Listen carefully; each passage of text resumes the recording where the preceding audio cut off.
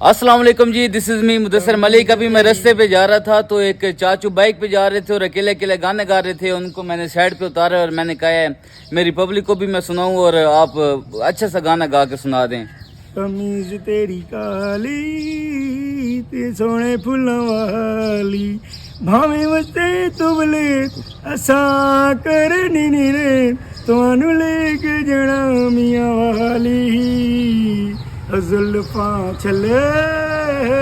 ते काले काले छल्ले टेने टेने टेने टेने टेने टेने टेने टेने हार गिना के छल्ले ते खाओ डाई बल्ले ते मारो छक्के ओ बल्ले बल्ले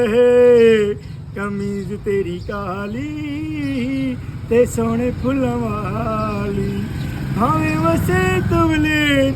भावें वसे तुबले असा करनी नी रे तुहानू लेके जाना मियां वाली ओ जुल्फां छल्ले ते काले काले छल्ले हार गिरा के छल्ले ते खाओ डाई बल्ले ते मारो छक्के बल्ले बल्ले जिंदगी खूबसूरत है ओ यारो क्या बात है छोटे छोटे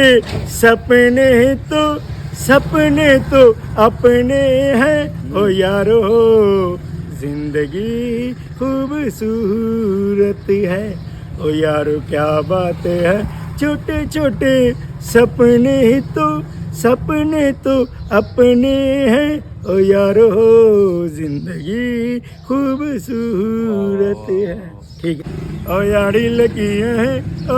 लगी है सोने से दुख हुए निकली बंदूक हुई भाला वाली ते पानी वाली छरे वाली आड़ी लगी है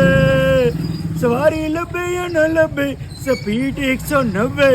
सजे न खबे ते लगन फौजी खगे ते कहनू कोई न ठगे कहनू कोई न वसे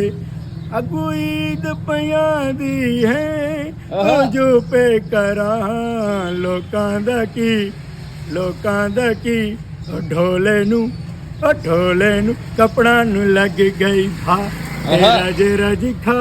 ते वाह मेरा भरा 10 रुपये पा ते 20 रुपये खा अगू ईद पयां दी है ओ जो पे करा लोकां दा की ढोले नू कपड़ा नू लग गई भा ते राजी खा ते वाह मेरा भरा 10 रुपये पा ते 20 रुपये खा जिंदगी